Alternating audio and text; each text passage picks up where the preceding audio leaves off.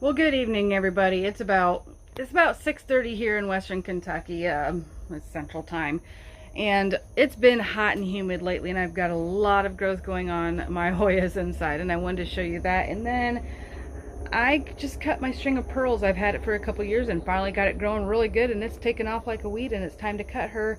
And I've noticed in my area nobody's got string of turtles for sale, but I do. So hopefully that'll be a blessing to this area. All right, let's show you some cool plant stuff happening. So remember this Hoya from the Hoya tour probably a week ago. Look at that, it's probably got aphids. It's looking like it's got aphids, but that's okay. Or nope, that's aerial roots. It's loving the humidity. I don't know, it doesn't have any baby leaves up here yet. I was thinking maybe I could try cutting that and propagating it, but I don't want to mess with it. But just look at that. Now we got this up here, and it's got that little hook at the end saying, I want to grab onto something. And that's what Pubic Calyx did over here. It was literally wrapped around my cord like that, and I unraveled it to look at it. And I had to bring my phone and show you guys because, yeah. Caudata is getting bigger too, and them little baby leaves are very fuzzy, and I think they're adorable and cute. I love them. I love little baby caudata leaves. Look at this. Hopefully this one gets some peduncles on it soon. It's getting pretty big and mature. I don't see anything yet. But they could be hiding too. They've done that to me before. I've just never had a Hoya bloom for me before. Croniana, I'm about ready to rehome her. Me and her just, she's falling apart.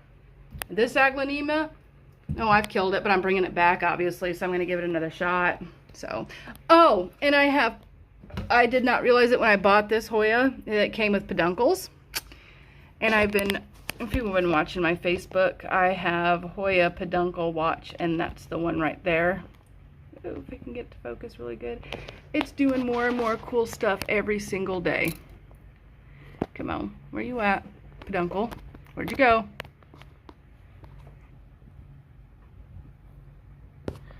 Oh, for heaven's sakes, this is just nearly impossible. There, let's try that. Yeah, it's doing more and more stuff all the time, and that's awesome. I can't wait for her to bloom for me. This one's looking like this one over here. It's just been getting longer.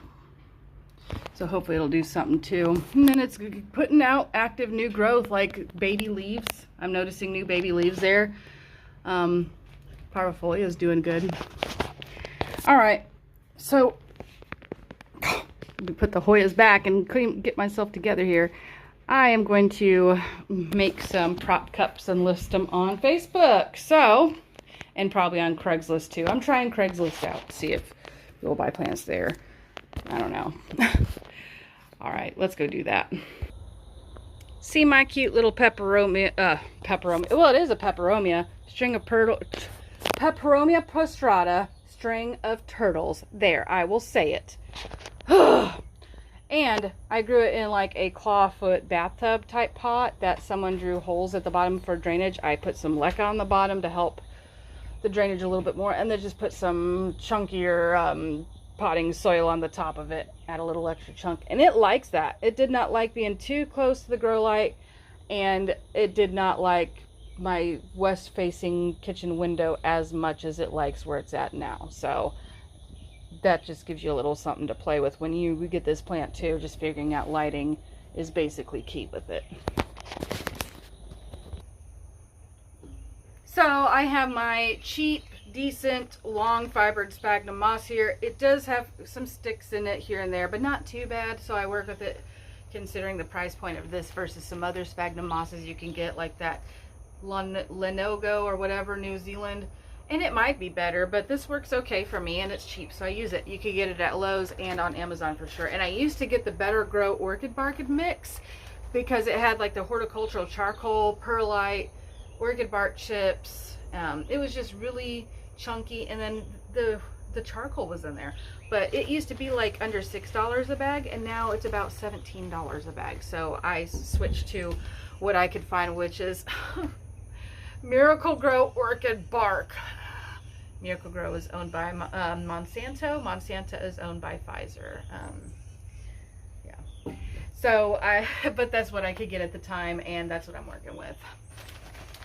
So I am putting my sphagnum moss in the bowl, and I'm going to soak it with some rainwater. I'm going to grab my prop cups.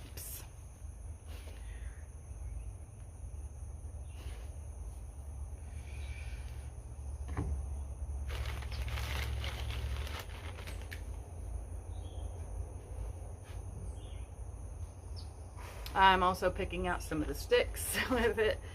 Yeah, if I had more money than wanting to buy more plants, which that's a more priority than me than decent sphagnum, you know, without the sticks, I'll just deal with the sticks.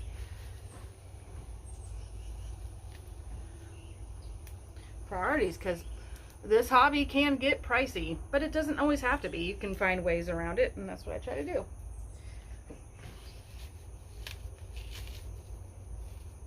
It brings me so much joy, and I just love touching the plants. And actually, I was watching this girl, Plant Girl from Vegas, I want to say her name is. I'll link her down in the description. I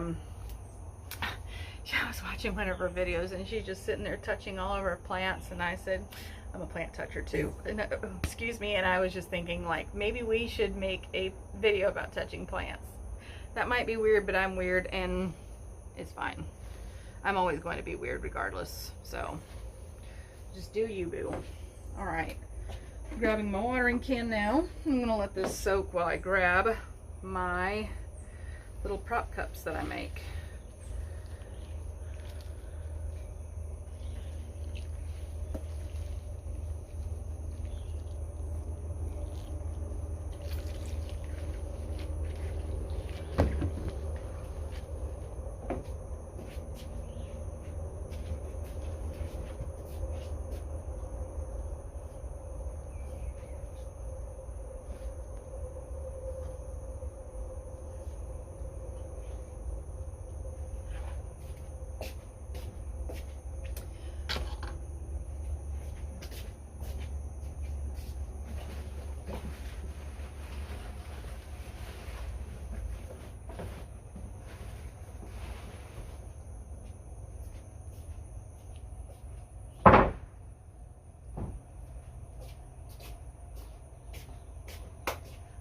Well, snap, it looks like I only have one dome left, so I'm gonna have to, I'm running low on the bottom parts anyway, and I split some of these with a coworker, so I probably gave her way more lids than pots. And I'll just give her the rest of these then, and I'll just get more. And since I have a soldering iron and I don't know what she's got, I'll just do that. But in this case, I'm either going to try to let it go open and free without a dome over it, or I will use cellophane, like saran wrap or something, and then poke some holes in it, use a rubber band or whatever around it, and call it a day. But it's kind of hot right now, so I'm not really trying to get it any hotter in there with the greenhouse effect, but still trying to keep it moist.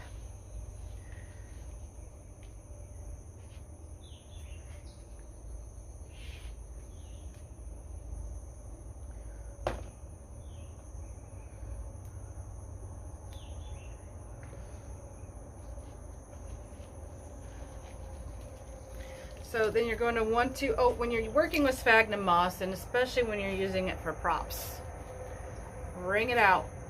You want to keep your sphagnum moss like a damp spongy. So yeah, when you're watering that, when you're watering your plants, make sure you kind of push down on the sphagnum moss as well to help them wring out. There, I said it.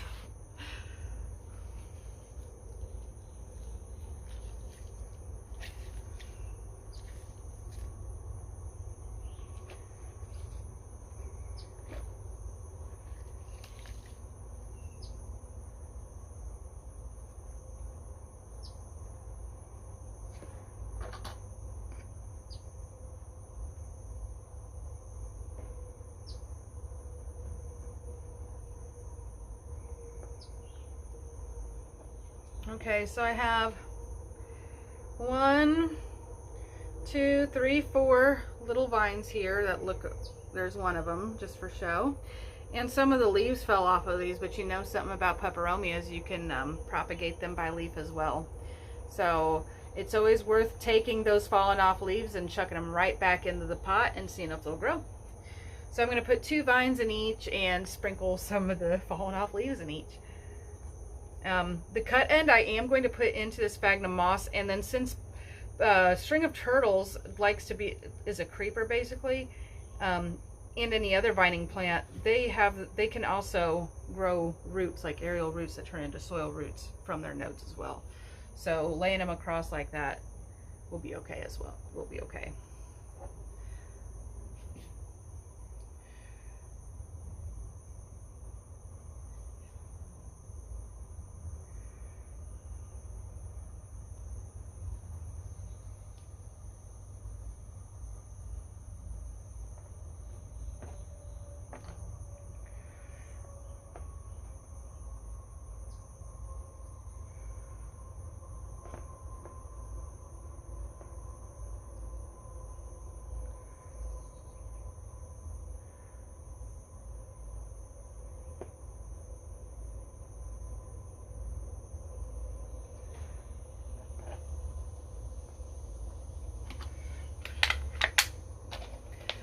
All right, so now let me show you the undomed cup. And they're cute. I think I will ask $5 a piece for them. So tomorrow I got more plant chores to do, and I think I'm going to take you with me because my anxiety's been kicking my butt lately, and I've fallen off a lot of the bandwagon that was my help keeping my sanity together, and it's my fault. And then I get in the cycle of blaming it on my anxiety or something else, and that's just not turned out to be good for me. So I need this to kind of feel normal and cope with my anxiety, if that makes sense. So any other crazies out there, holler. We could talk about that more if you want to too, my journey with anxiety. But anyway, I'll let you go, and I love you, and so does Jesus. God bless.